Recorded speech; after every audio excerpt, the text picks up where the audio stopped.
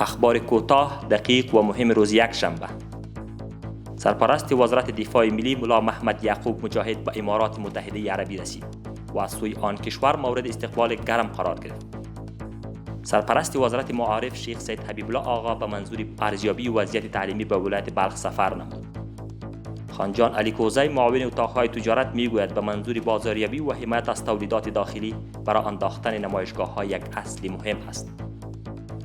پلیس حوزه 16 کابل یک اختطافچی را دستگیر نمود. شخصی ربوده شده از چنگشان آزاد و به خانوادهشان تسلیم داده شد. از سوی شاروالی کابل در ناحیه پنجم جلوی غصب 2 جریب زمین گرفته شد.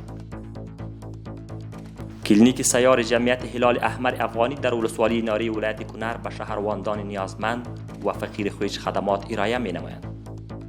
معاونیت اقتصادی ریاست الوزراء میگوید از مناطق مختلف شهر کابل 19072 تن گدا را جمع‌آوری کرده است. وزارت عدلیه در 13 ولایت کشور بیش از 500 جریب زمین دولتی و شخصی غصب شده را تثبیت نموده است. معین مالی و اداری وزارت صحت عامه با هیئت همراهشان از مراکز صحی و خان نظارت نمود.